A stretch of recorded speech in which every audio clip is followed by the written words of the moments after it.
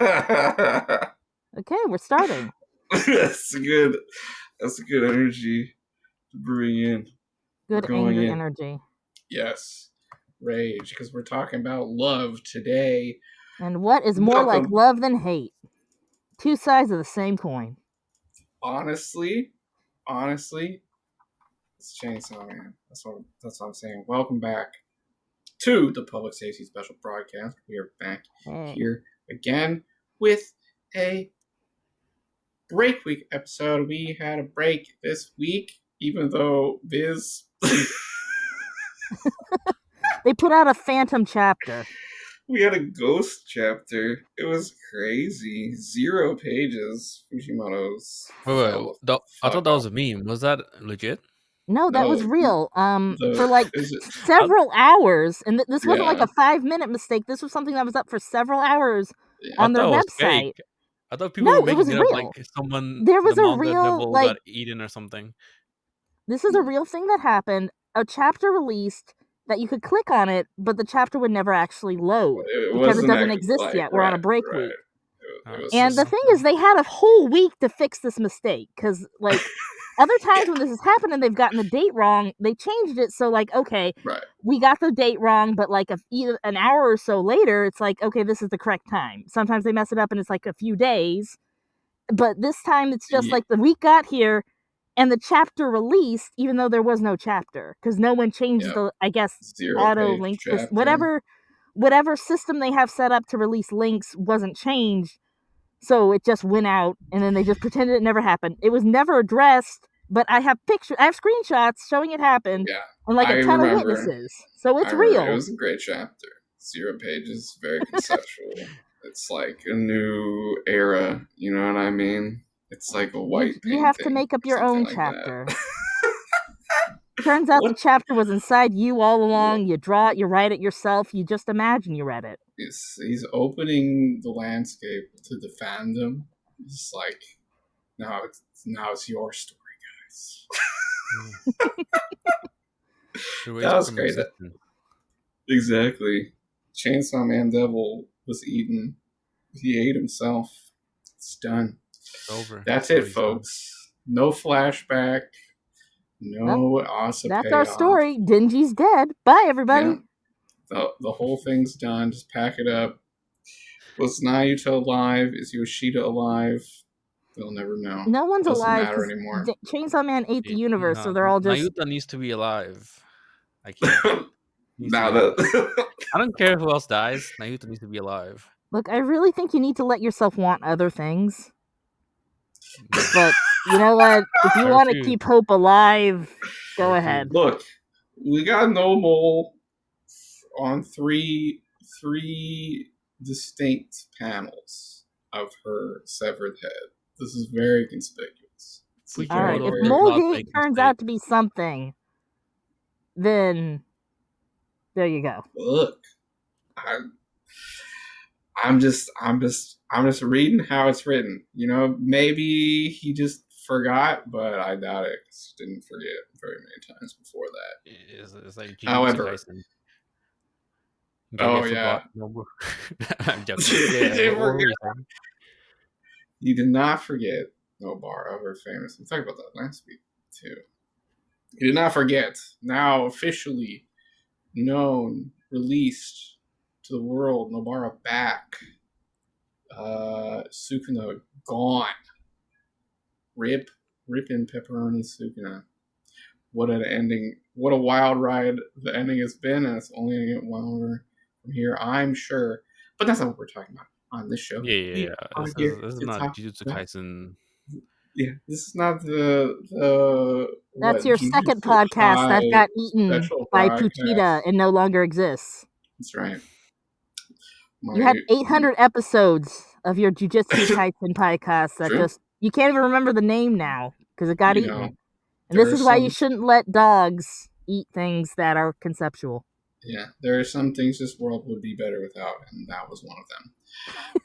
But the world is better with this show, the Public Safety Special Broadcast. I am, of course, your host, Secret Doves, age 34, and my contract is with the War Devil. I'd like both of my guests to go around and give the traditional public safety introduction, give your name, age, and devil contract. Keto, go ahead. Oh yeah. My name is Keto. You may know me by Keto Senpai on YouTube. Cringe name, I know. I've had it since I was young, so I couldn't change it. Yeah. Oh, I know how that is. But I'm stuck with it. And yeah.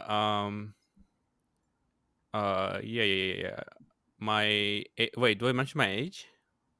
You can. You're welcome to keep as much information confidential as you would like. 26 in December. Let's go. Yeah. Wait, are you December as well? December gang? No, just 25. You know, good years. Oh, same age. Right. Nope.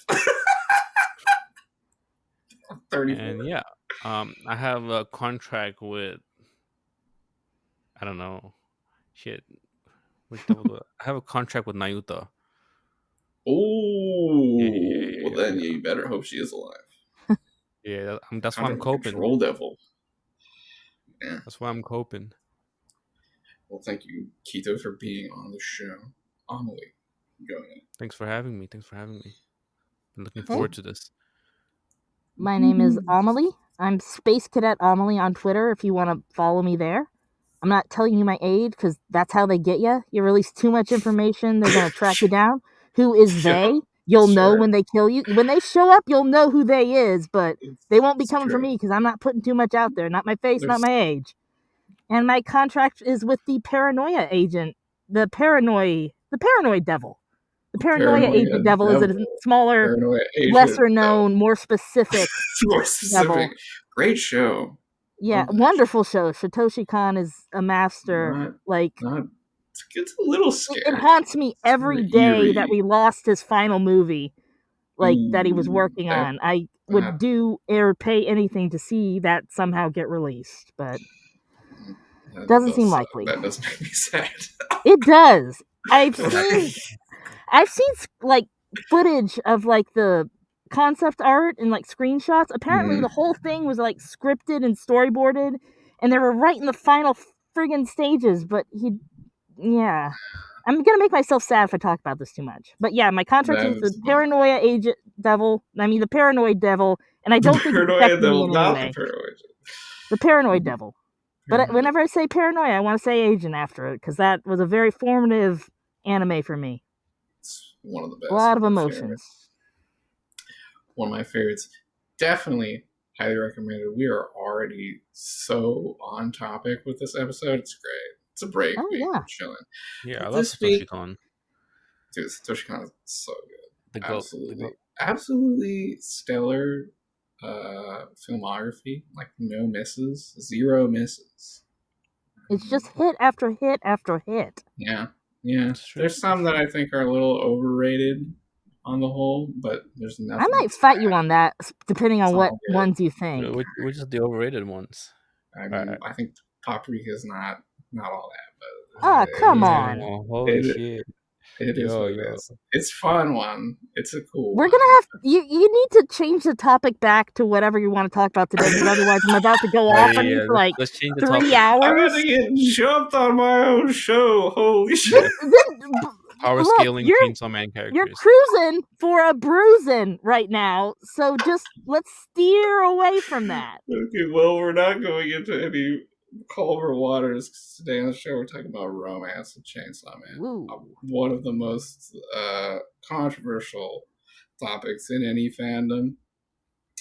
There's no controversy here. It's Reze and Denji. That's it. Okay. We're already in.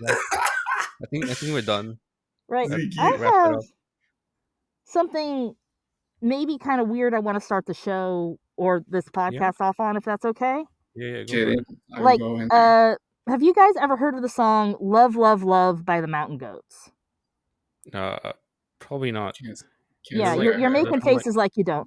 But with the song I like quite a lot, and it's a song that the guy who wrote it put out this really interesting quote about his thoughts on love that I think in a weird way tie back into Chainsaw Man and Fire Punch and a whole bunch of other things that Fujimoto has written. Is it okay if I just go ahead and read this quote from a guy you've never heard of about a song you've never heard? Drop it. Okay. The point of the song is, that we are fairly well damaged by the legacy of the Romantic poets. That we think of love as this thing that is accompanied by strings, and it's a force for good. And if something bad happens, then that's not love. And the therapeutic tradition that I come from, I used to work in therapy, also says that it's not love if it feels bad. I don't know so much about that. I don't know that the Greeks weren't right. I think they were. That love can eat a path through anything. That it will destroy a lot of things on the way to its own objective, which is just an expression of itself. I mean, my stepfather loved his family, right? Now, he mistreated us terribly, but he loved us. And well, that to me is something worth commenting on, in the hopes of undoing a lot of what I perceive as terrible damage in the way people talk about this. That love is this benign, comfortable force. It's not that. It's wild. And I feel like that is very relevant, and that the way love is portrayed in Chainsaw Man, like Makima does what she does out of love, all those terrible, horrible things. And I don't think that because she does terrible, horrible things, that means it's not love. And I also don't think it justifies what she does. But like love and the desire for love and the things people do out of passion can often be very destructive and very harmful if they aren't done in a meaningful way. Well, not in a meaningful way, in a mindful way. So what are you referring to that Makima loves here? Well, Makima wants to be loved in a way that feels equal to her. That's why she wants to be with Chainsaw Man. Or at least the version of Chainsaw Man that exists in her head. Right. She had a vision of a She had an idealized relationship she was chasing that she could never reach because it was with a person who didn't exist. Because she didn't really know this guy and didn't really understand him. I think it was more, okay, at least in my perspective, it was more of a well, Chainsaw Man was her hero, and she was kind of like a, what do you call it, parasocial fan towards an idol, basically. Yes. That's my take on it, I guess. In her own words, she's a fan. Exactly. And my argument is that as unhealthy and as terrible as her relationship with this guy in her head was, it was still love. Yeah, it's a form of love, I guess. Yeah. Love can be unhealthy and obsession and can drive you to do terrible things because you just have this desire to fill a hole inside of yourself. And instead of like looking within, like, why do I have this hole? What do I do about this hole? It's like, if I can obtain this perfect relationship, then I'll be fulfilled. Then I'll have that meaning in my life that I need. That is that is an interesting point about it. I do think one interesting aspect of the romance in the story, since we're diving straight into it, and we'll come back around to some other stuff. But one of the interesting thing in the romance in the story is that we don't have, actually until very recently, there hasn't really been a concept or discussion of love in and of itself. You know what I mean? Lots of like romance stories sort of have love as an abstract topic. Like you're talking about, is it good? Is it bad? This and this and that. Well, there's also a lot of different kinds of love. Yeah, but in Chainsaw Man, we're mostly locked into just the people and their relationships, and sort of like an abstracted discussion of love never really shows up in the story. I think thematically you can get into it, which you did, and it's kind of like an interesting way. But I do always find it interesting. I do always find that aspect of it sort of grounding, right? That he does romance, but it's like pulled down, which is why sort of I think you can get that mixed complexity, right? Because he's not trying to abstract it away from just like the characters and the events. But okay, I wanted to before you get let's back up a little. I was gonna say I agree with you. Like, there's nothing. All the relationships and their labels aren't set in stone. Right. Like, they're all left to pretty much assumptions with bits of hints here and there, but it's not like the main focus. But yeah. Although oddly, even though like Asa and Denji have never labeled their relationship, recently they've had other people like Katana Man, like sort of coming in and labeling them before they actually like label themselves, which is sort of an interesting commentary on how we like view people we don't actually know what their situation is. Like sometimes with celebrities, we're like, oh, they must be dating or they must be in love. And it's like, you don't really know those people. You're not a part of their lives. You're just making speculation based on how they acted in like a movie. It is true. It is true. I wanted to get before we dive further into the discussion. Hold on, just real quick. Are we talking specifically when it comes to love just about like romantic love, or are we also talking about like family love, like the love between friends, things like that? There's all sorts of romance in Chainsaw Man. I wanted to hear from both of you, like, what are your overall thoughts on the romantic aspects of Chainsaw Man? Because it is very peculiar, and I've heard lots of different opinions. I think Amelie, you came in with an interesting idea there. A lot of intense energy. Yeah, Keito, I have strong opinions, so someone else go first before I tank the conversation. Well, we already got a little bit of taste of that. Keito, how do you feel about the romance aspect of Chainsaw Man overall? Okay, so knowing how Chainsaw Man is in general, I think it's good the way it is. Like, I'm not sure if it would be. I don't think the focus should lean towards entirely romance, or it shouldn't lean away any further than actually. I think right now it's like this perfect amount of romance, but when it comes to relationships, it's kind of weird because there's a lot of no, actually not a lot. I'd say, yeah, I don't know if I should be discussing at this point, but I feel like it's gonna go off on a bit of a tangent. But there's quite a few characters, multiple characters that you can debate has a somewhat romantic relationship with Denji, but also at the same time you have a lot of counter arguments as to why it isn't. Yes. Like, you can also easily debate things like they're more like siblings and stuff like that. This is from experience that I used to talk a lot about Denji's relationships with other characters back when I started making YouTube videos. And yeah, I think my take on it was that at least the most romantic relationship he's had, or what leads towards the idea of how I see romance, is what he had with Reze. But also at the same time, I've made a video about him and Power and how they share kind of like a sibling bond. And I've seen people, and yeah, a lot of people weren't kind of happy with that. They're like, yes, they got some warriors in the comments, I'm sure. Yeah.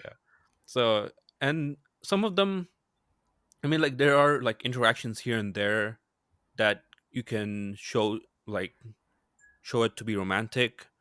But I mean, you can also like generalize that to siblings as well. I don't mean that in a weird way. I mean like specific interactions. Yeah.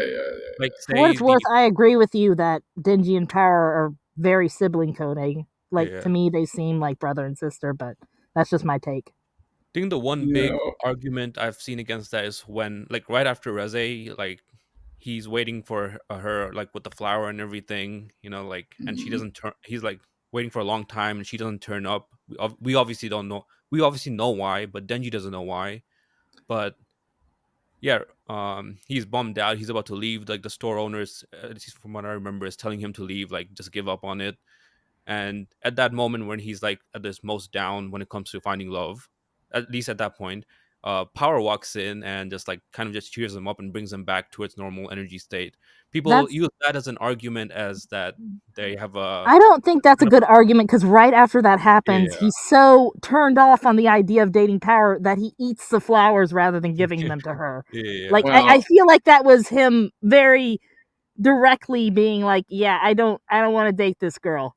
I like her. We're very close. I love her even as a friend, but I don't want to date her, and that's yeah. valid. There are people I in your want life to who you're say, going to be But like, you I can have a also see wonderful it platonic as relationship with you, but if we dated, it would be hell. but you Because can also not see it as every that because relationship needs to be romantic, and not every relationship would be healthy if it was romantic. yeah, but you well, can also like see it as I mean, I don't I think I think they have a sibling dynamic, but in that specific scenario, like I think one of the first point is that you can kind of see that as Fujimoto hinting towards at least what people said is that Fujimoto hinting towards the fact that power coming in at that moment is kind of like a hint towards what Fujimoto thinks is romantic towards Denji. And the other thing is that because their dynamic is even from the start is always like going like head to head, always arguing, teasing each other. So when Denji acts like that way to Power, it's after being like very upset. It's kind of him just being happy again, even if he's like eating the flower and stuff. But like true, that's him. I don't true. know. If that's Fujimoto hinting, then him eating the flowers is Fujimoto stating, no, I shouldn't date. Well, That's just my take on the I will say symbolism it. there. I will say it about this is we know from part one we know a lot about Denji's emotions, including with regards to Power, and we know like basically nothing about Power's feelings about anything. That Yeah, I is think kind that's of something in part one I regret, is we don't really get much of Power's inner life except right before she dies. Which Well, coincidentally is after she also what dies, happens she's dead at that point. after she's dead, which is exactly what happens with Naoto too, which is why narratively I think she's Naita. dead, because like yeah. right before she dies, we get one last glimpse of her inner life, and that's what makes me think, oh, you're gonna really kill her, huh? Yeah, it's pretty classic, but it's also, Fujimoto's been running this thing in part two where like, he's very, like, staring the audience right in the eyes, you know what I mean? And so, like, he's been doing a lot of stuff of like not doing the same thing twice that he did in part one. So I do wonder if he's gonna pull that rug out from under us, right? Because like not many characters have died. Even like rando characters haven't really been dying that much. It's truly nameless nobodies who Don't jinx it. get Don't the jinx it, bro. axe. I Don't jinx mean, it. he already chopped up Naruto, so we're cooked. It's been done. It's already so far beyond the pale. But I yeah. mean, But okay. Speaking of like sibling romance, I guess because that is a thing that Fujimoto does, not in terms of Found like families. Oh wait, no, you're incest. talking about like, No, no, yeah. no, not incest stuff. I just mean like doing I thought we were about to talk about which Fire he Punch. has done, which he has done. yes, Let yes. Fire We're Punch gonna have to fans lock in. not talk about that either. That's a big topic to get off on. Well, I mean, we It could, is. but it's like it feels Yeah, like we're It's a huge already on a topic, tangent but of a tangent. it shows r- how Fujimoto thinks. right. He get pretty out there in Fire Punch, as everyone is well aware. But he does a lot of stories about siblings and like the um, the the emotional dynamics of their Yeah. relationships and like sibling type. relationships, and in part 1, his Twitter account is his little sister, right? I think he's dropped that role playing as his non-existent younger sister thing. Sadly. It seems more like he's just tweeting things he likes. I can't tell if he's pretending to be his sister or if he's just really likes convenience store food. That's what he was always sort of doing. He did stop saying, like, talking about himself on each, but he hasn't changed his bio. So, if he really wanted to drop the bit, I feel like he could change the account. I think he's dropped the act to some degree ever since he got banned. I gotta make it clear that I really am me. That was a great fucking. That was so funny. He needs to bring back. He got on an alt account, tried to like tell his editor, "Hey, it's me," and they wouldn't believe him. Alt, dude. That's incredible, dude. He panicked and made an alt. He's just like me for real. Yeah.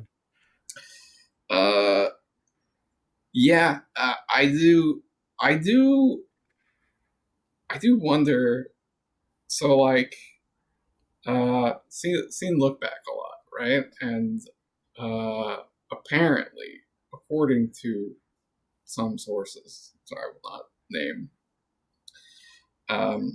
the family, the Fujino family in there is like similar to his family, like the family structure is like that, and there is like an older sister character in the story, and so like I wonder how much he channels his own thoughts about his own siblings into the stories that he writes and those relationships, because the siblings in his stories are pretty close, you know what I mean? I'm not that close with my siblings. It's like, we're good. We're chilling. We like each other. But I consider myself pretty close with my younger sister. I love her a lot. And yeah, I'd say, again, this is why I see Denji and Power as so sibling coded, because like a lot of those interactions, that sort of if this was someone other than your sibling, this would be like too much. That sort of really close teasing, like that's something you can kind of only do with a sibling, so or someone who's like a really really close friend. It's like you have this sort of almost aggressive closeness that you can do with them that you can't really do with anyone else, because you just know they love you no matter what, and so you can get kind of like obnoxious. As long as we're not talking about like that toilet scene with the. Yeah, no, okay, God. Can we erase that from what just happened? I mean, it's there. It's there in the story. This is Tatsuki Fujimoto. You know what I mean? It is what it is. Yeah. You gave him too much credit there. Yeah, sometimes you just forget about a certain thing and then you're reminded of it and you're like, oh, right. That's gross. Oh, yeah. It's that's gross in the context of what I was talking about. Yeah. I think one thing, like, I think he does draw them to be more sibling-like. I think even in the, there was a little special artwork with him, Denji, Power, and Aki as kids in the front of an aquarium, like a photo, a family photo. And that clearly looked like a family photo, basically. Him with his older brother and sister. In the end, when Makima is like delivering the psychological blow, right? Her whole plan is to set him up with a family and then destroy it. Yeah, it's a whole theme. You can never have a family because of your fucking dad murder or whatever. Just to like re-traumatize this kid. Self-defense. And I'm just gonna go on record and say Denji was right to kill his dad. I mean, we don't know what happened. Hey, killing your father is okay sometimes. I stand by that statement. Maybe, nobody. It doesn't. It sort of doesn't matter. I mean, if your father's trying to kill you, and it's stated that like his dad got drunk, tried to kill him, and Denji was like, "I don't want to die," and fought back. I think in that specific context, it's okay to kill your dad. It was manslaughter. Yeah, you get acquitted. Yes, but also sort of like, you know, the moral dimension isn't the problem, right? It's not the issue. Whether he's... It's more about Denji, how Denji feels about it, Yeah. He clearly feels like he did something wrong. Yeah. Yes, which, you know, that ties in sort of to the romance of Chainsaw Man, because, like, another aspect of it that I find really interesting is in most romance stories, Keith, I know you're a big rom-com head. Of course. But in most sort of like romance-focused stories, the idea of like romance as a goal, or sort of like that dimension of the character, just sort of like being interested in it, being after it. Well, that is what Denji's goal in his part 1. He wants to have a romance with Makima, who's also kind of his mother figure, so that's a weird Oedipal layer to the whole thing. He thought he wanted romance, but yeah, I feel like what he really craved was familial bonds, like mother. Because I think that's and he can only really conceptualize that in the idea of wanting a romantic relationship. Yeah. Right. He was confusing what he wants, basically. Well, not that, but that's an interesting thing. Is I think normally when this idea is presented, it's just sort of like, again, it's like abstract. It's like conceptual. It's like the concept of love, the concept of relationship. Yeah. But we have like people with like mommy issues and daddy issues in relationships, you know. And Denji certainly has a lot of parental issues. Yeah. It doesn't like dismiss it as romantic. I mean, you can argue it, but it could be. Right. Well, I guess I'm saying that like it's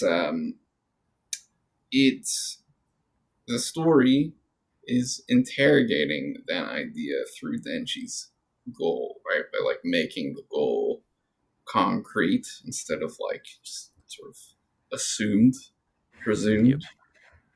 It's like a part of the story, so we get to go through it, like with all of the relationships that he goes through in part 1, with all these different women that he encounters. You know, every time he runs into the question of like, what is it that he really wants? Like, what is he actually looking for in a romantic relationship? And what does it mean to even want that, you know? Yeah. So it's like a, again, like bringing the concept down to earth, down to the dirt, and covering it in gross shit and throwing it around. Yeah. Like Fujimoto does. I would argue that his relationship with Makima sort of parallels Makima's relationship with Chainsaw Man, because he's projecting all these desires he doesn't really understand onto her, in the same way she's projecting all these desires she doesn't really understand onto Chainsaw Man.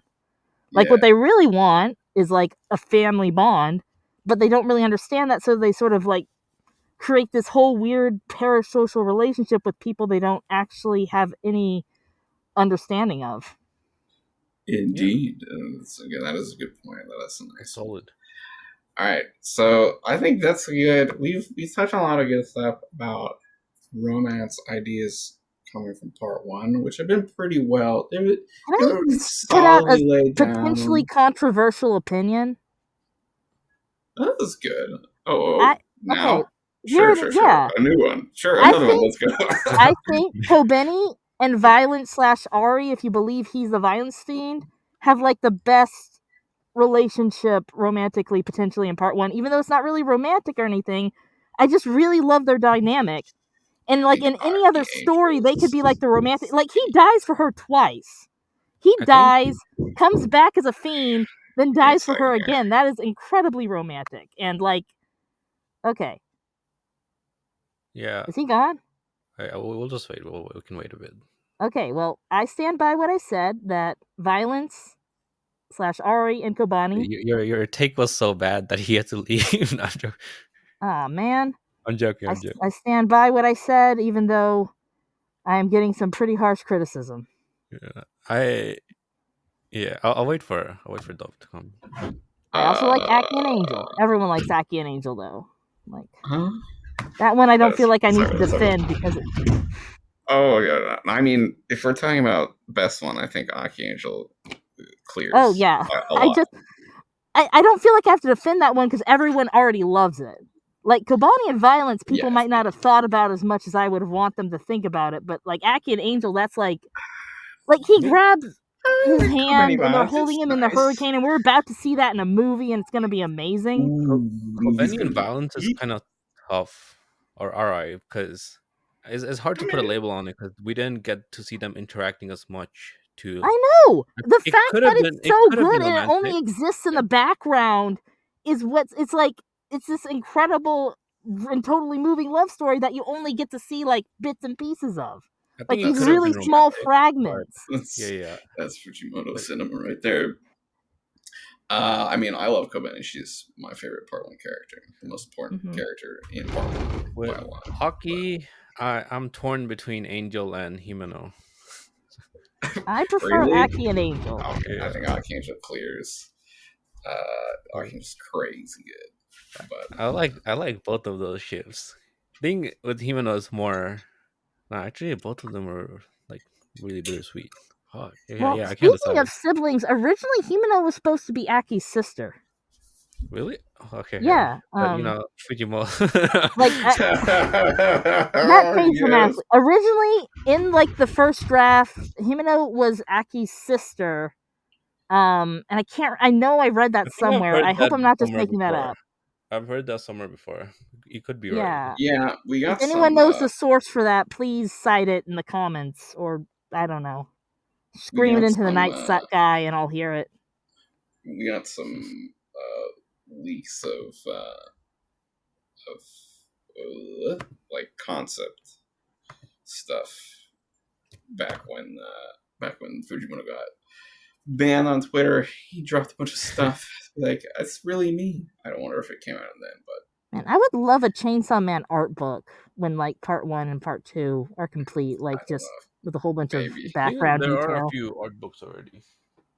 Yeah, I know there's some for the anime. I don't know if there's any. Oh yeah, there's one. I meant like specifically for the manga with like all the like. Here's what I was planning to do. This is what some ideas I didn't get around to, like some random background character stuff. Some random devil doodles. That would be pretty sweet. Yeah. I love seeing concept art. Okay, we've talked quite a bit about Part 1 romances, including even Kobani Violence, and I see a cute small background one. There's an elephant in the room in terms of Chainsaw Man romance. We're talking about Part 2, which is Asa and Denji's romantic the problem dynamic. I have with talking about romance in Part 2 is it's not finished yet. So like with Part 1, it feels more like a complete thing. That's what we do on this show. I know, but it's like that specifically feels like it's building to something, so it's like hard to have an opinion about it before it's done. Like, give it a shot. Do your best. I'm trying. What do you think? Where are you at? Where's your... I don't want to interrupt it. It seems like Keto is like in the middle of a sentence and I shouldn't talk right now. Oh, no. You can't. You're welcome. Let's see from both of you. Where do you see in the Part 2 romance with Asa and Denji, Chainsaw Man, this dynamic? What are we looking at here? I want someone else to go first. If Denji gets with Asa, he will not only be dating Asa, he'll also be dating Yoru. That's a win. It's a twofer. It's a twofer. Two birds with one stone. That's a pun. Bird. Bird. There you go. 3 words. You talking? Wow. The weird thing about part 2 is their relationship keeps like rocking back and forth between like frenemies to romantic, so it's kind of hard to like put a label on it on how romantic it actually is. But I think it could it could definitely turn out that way. There's yeah. It's been a wild ride. Amelie, where's your head at with it? I still like Denji and Yoshida better. Like at this point, I prefer them. Interesting. I just like the dynamic that it's sort of a mirror of the like hopeless love that Quancy and Kashibi had, where it's like someone like incompatible orientations and that tragic one-sidedness of it. And I thought it was funny when he sat on him, and I liked the cake scene a lot too. I wish we'd gotten a third one, like, because we get 2, like, where he goes to the diner and he's like, everything's normal, and then we goes to the diner and everything's crazy go nuts, and I wanted them to go to the diner one more time and things are even worse. Like, I want a trilogy of diner scenes, or cafe scenes. Will we get the diner? Well, the second diner scene is with I mean, specifically with Denji. The first one, it's with Yoshida and Denji, and he gets the cake, doesn't stop him from eating it, which may or may not be symbolic of Pochita eating Aso. There's we'll them see. In the cafe scene. And then there's the protesters. And I think there's going to be a third one where something's even worse in the background, but we'll just wait and see. I don't know. Denji the character is in a tough spot right now in terms of the. Well, it's not necessarily. It might be Pochita.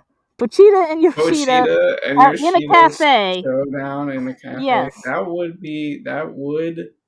make sense. Ooh, I want them to fight one more time in that cafe. It's gonna be tough for Yoshida to go up against, Pochita. Wow, without Octopus coming back. Not if he's the other Chainsaw Man. A theory which makes no sense, but I'm still dedicated to. Whoa! Now you're talking real crazy. Now you're talking crazy stuff. Wait, it's impossible not to mention it when you think about it all the time, like I do. It is a spicy. It is a very tasty spice you could sprinkle on the Yoshiden dynamic. I do agree. If Yoshida was fake Saw. And there's a lot of ways it kind of makes sense. There are a lot of ways it does kind of make sense. I know there are many people who do not appreciate this idea. There are people who hate it for very valid. I've heard the arguments against it, and I'm like, yeah, that's right. But I still think it's real and want it. It's sort of, it makes me feel guilty too, because a lot of people, like, I respect are like, that's a terrible idea, and I can't help but be like, you're right, I still want it.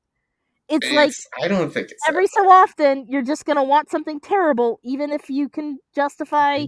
You can't justify it, but you want it. Makes sense, but it could be interesting. It could be cool. There aren't the list of people who would make sense. Weirder things have happened. Fake Chainsaw Man to be has gotten very narrow, and Yoshida is still on the list. Yeah. So it could happen. It could happen. I do. This is off topic though. This is its own podcast someday. Oh, no. I mean, yeah. Okay, sorry. It's totally fine. It's totally fine. We're still talking about romance.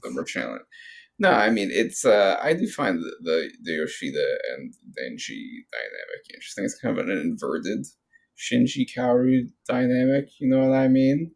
Where like, where the main character is the one who's like, oh, what, who's just like oblivious, and coming the other way. But even so, okay, I will say, kind of similar. Part 2 really, like, all of the romantic dynamics that are even like hinted at or suggested at, they really just get like thrown into the dirt and stomped on. They don't really have a they don't really have a chance to develop. Look, they get fucked up. yeah. They get really fucked it's up. not just once as well, multiple times. It's all of in them. increasingly dark ways. Yeah, they just get worse. It's like you have this like Asa and Denji thing. Wow, that took a turn for that shit went to super hell real quick. Saw it coming. I mean, and, yeah, you did. It's canon. I'm like the only person who can say that. Wait, according to, I don't know if I should talk about this. Okay. See, how do I put this? Is it romantic that Denji canonically got hand from Asa / Yoru? No, not in the context that it was in. Yeah. You know, it's a weird one because it's like really bad. Yeah, and I think. Okay, so what I'm trying to say is when he asks her right after if it's because she likes him, if something along those lines, and then she's just like, nah. Right. They just like yeah. There's this I'm not weird being mean. I aspect heard to someone it say where like that whole situation was romantic. That's chapter. Look, my take on that, and this is all I'm going to say on it. It felt very inspired by Welcome Back, Alice, which is a like series all about like female on male sexual abuse. So yeah, that's just all I got to say about that. It's a weird one. He does like we had a whole episode just about that chapter. I missed where we got into it, but like the two sides of it are like it's a moment of abuse, of assault, and then but underneath it is the Asuden dynamic is what is there underneath it, going back to the same Asa, Yoru, Denji scenario that happened on their forgotten original date, which it actually calls all the way back to that original date. And it's sort of this weird moment where Fujimoto goes, like, remember this, like, climactic kiss moment? It's like, okay, what if I fucked that up for you? Like, let's really think about that. Let's really think about the dynamics here. Let's just push this shit all the way.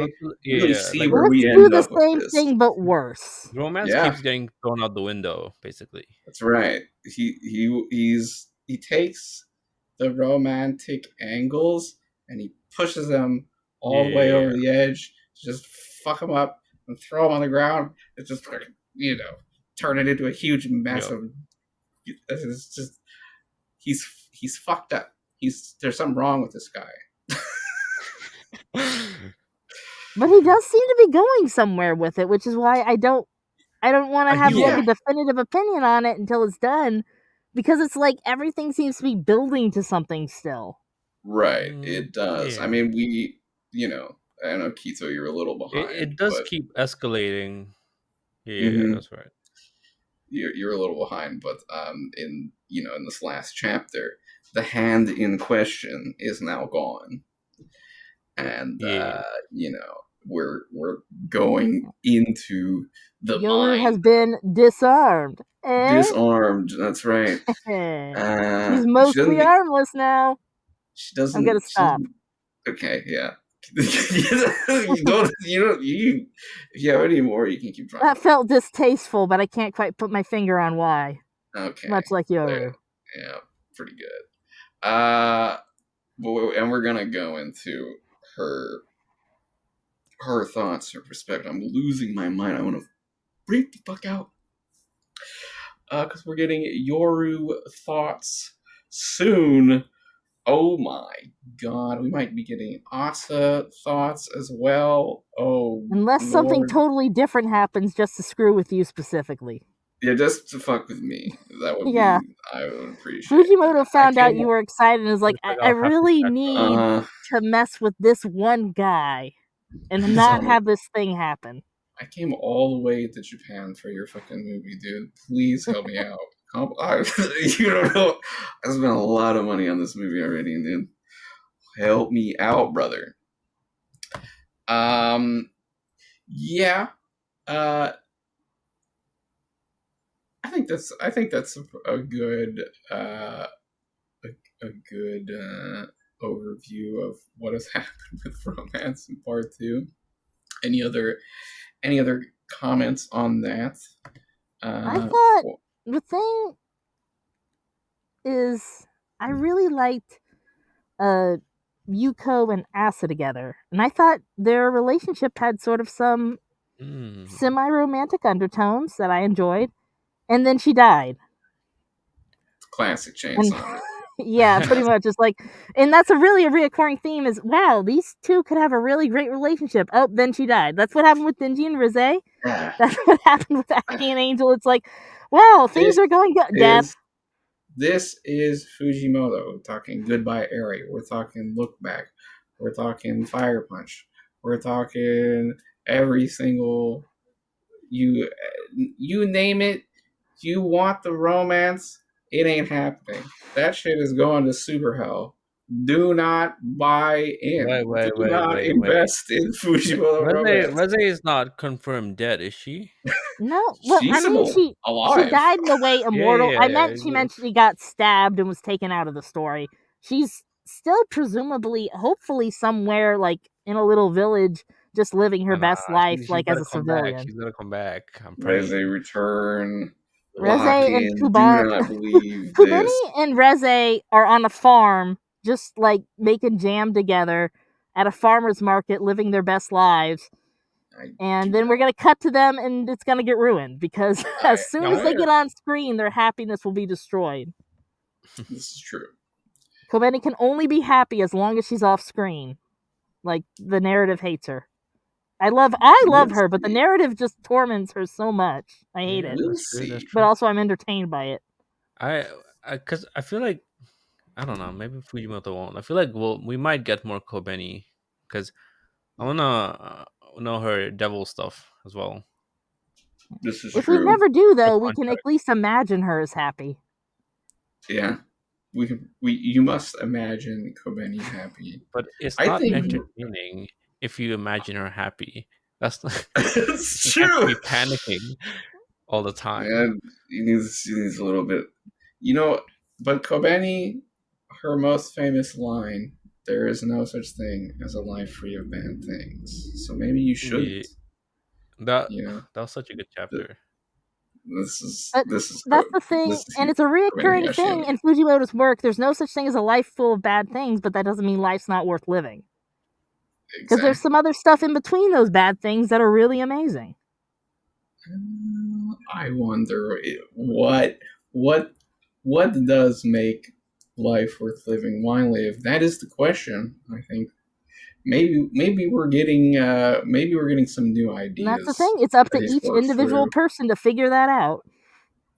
Well, so it goes. Not to get too existential with it. Yeah, the depths of Chainsaw Man. Some would say so. I mean, true and real. Okay, yeah, that was a good discussion here. Speaking of Rize, I do think we will see Rize again in part 2. I think so. I mean, the concept of bombs was brought up in the first chapter, which feels like something that should tie into Rize directly. It's a very specific, bomb permission, she's the bomb devil.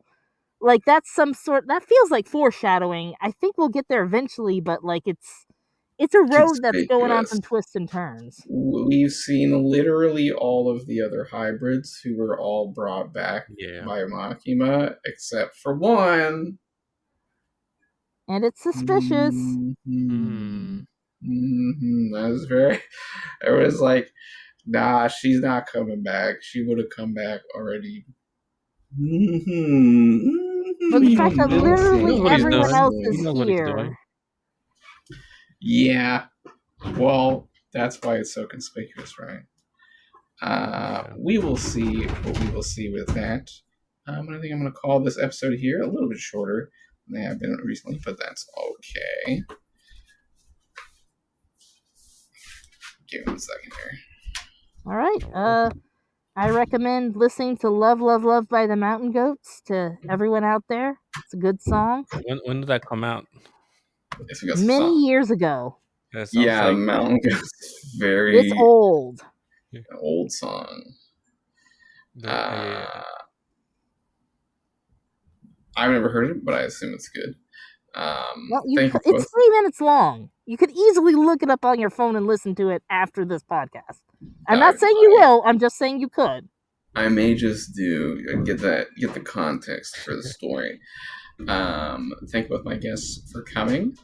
Thank you all, the listeners, for the thing. Yeah, thank you, Keith, for coming on. I was glad to have your takes on the romance, your experience with the Chainsaw Man romance discourse. It always gets very exciting. It gets heated. It's not just Chainsaw Man. A lot of people have very strong opinions.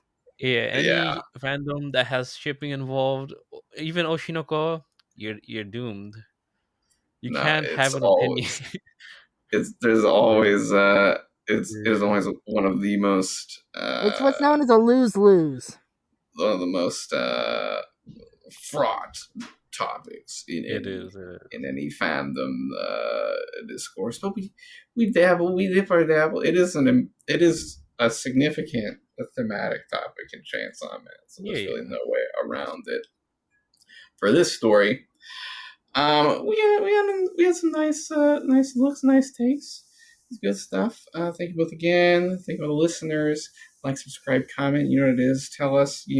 Come flame us for our shit takes. Get in there. Get in there. No, not me. I'm sensitive and vulnerable. It's over now. Someone on the internet might not like me because of this. Why didn't you warn me? Oh no, you're cooked. God. It's done. That's it. Yes. It's over. We will be back next week for a new chapter, which may have big romance. You're either going to be really happy or really disappointed. I'll be catching up. Oh, you're in for a good stretch of chapters, brother. It's 3 chapters. I get to read 3 chapters in 1 week. Crazy. 3 chapters in a row? Ooh, that's a and they are 3 very intense chapters. So I feel like sometimes reading Chainsaw Man in bulk is the way. It is. It's that way for a lot of mangas, frankly. Like, if you can binge read them, it's great. But then again, once you're all caught up, sort of everyone react to it at once, to a chapter at once, is also like not linear and they're episodic. So if you just keep watching, like reading, it's just like it's fine. Too repetitive. There are mixed things about both, because again, just being able to talk about it as it's happening with people is sort of really exciting, but also being able to see where the story is going in one piece is like incredible. So it's like either way you win and lose. We will be talking about it together next week when the next chapter drops. Thank you everyone again. Yeah, let's wrap it up. I forgot we're doing the outro here. This is right. The podcast. Yeah. Okay, bye. All right, thanks for having me. Bye-bye. Bye.